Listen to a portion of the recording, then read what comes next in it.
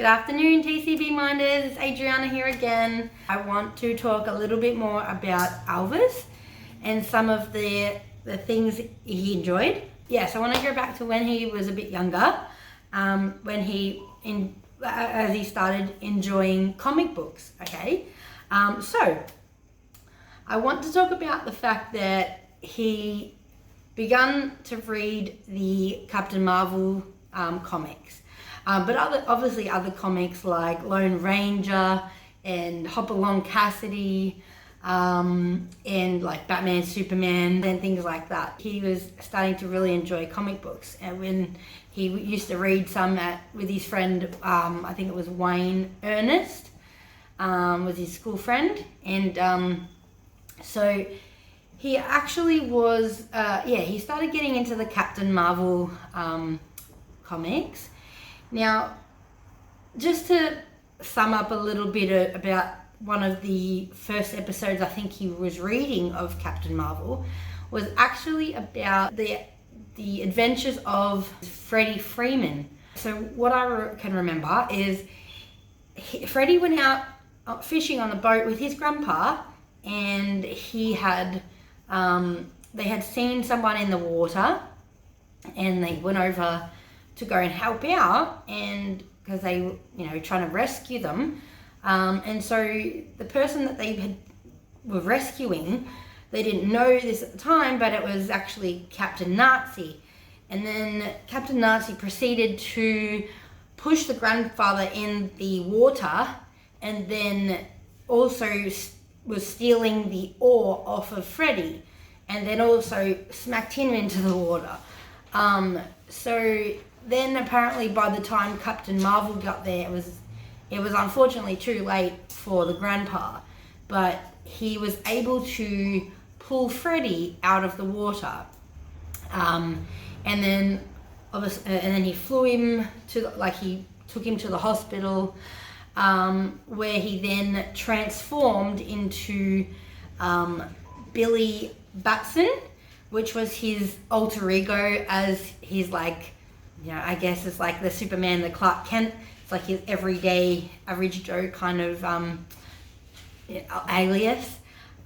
So he became that while he was in the hospital waiting for Freddie.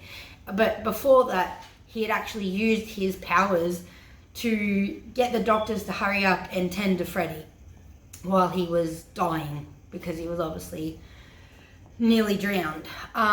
So he had used that, and then he changed into Billy Batson. And then, so once Freddie had actually been recovering a little bit at night, so he's obviously got tended to, and Billy Batson waited till the night time and actually put him in some kind of knapsack thing that he threw over his shoulder, and was carrying him. He was carrying Freddie, and then apparently they were going into this ancient hallway, which was where Captain Marvel had first met the sorcerer or the wizard called Shazam, which was also Captain Marvel's magic word.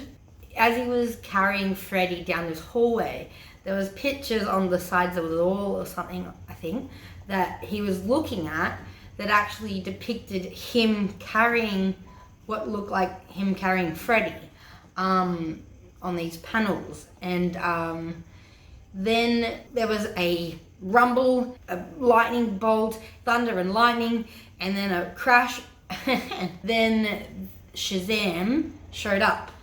Then Billy Batson, he proceeded to tell Shazam about the fact that Captain Nazi was on the loose, and that what he'd done to this innocent boy, Freddie, and asked for his help. So Shazam proceeded to tell Captain Marvel that he wasn't able to do anything, but that he was able to utilize his power that had been given to him by Shazam to give to Freddy. So he then helped him, you know, he said his name, and then he allowed him to put some of that power into Freddy, which ultimately helped save his life.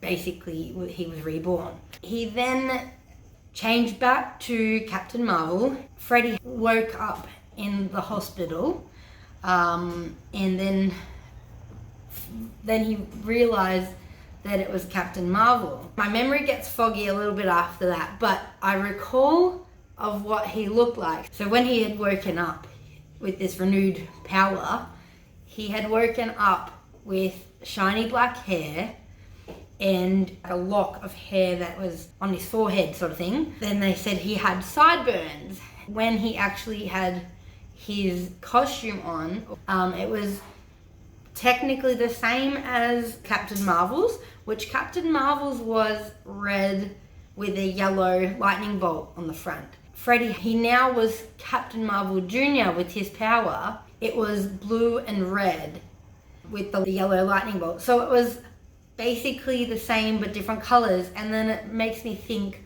with the red and the blue that he was like Captain America or like some form of that with the colors. But yeah, so I think it's interesting how as a child, when I was reading that comic, that was something that was intriguing him. And for him to be looking at this, that is what he started envisioning as his persona. And then he took that and made it his own.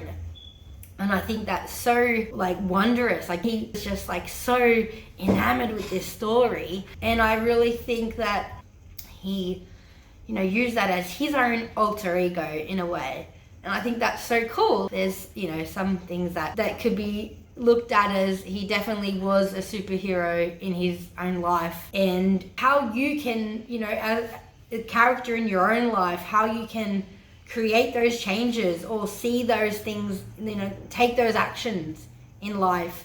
And, you know, and I think in a lot of ways, Elvis took that upon himself to actually embody a lot of those amazing characters that he looked up to, you know, because he really wanted to do something extraordinary. And that's definitely commendable, you know, because like he really went and he took action on that. And a lot of the stories that you hear about Elvis, like the extraordinary, you know, generosity and the kindness that he bestowed upon people, you know, with kids in wheelchairs, and I mean anybody that he happened to talk to that was going through something or that was, you know, down and out or whatever it may be, he really took it upon himself to help as many of those people as he could and however he could. I mean, that just goes to show that one part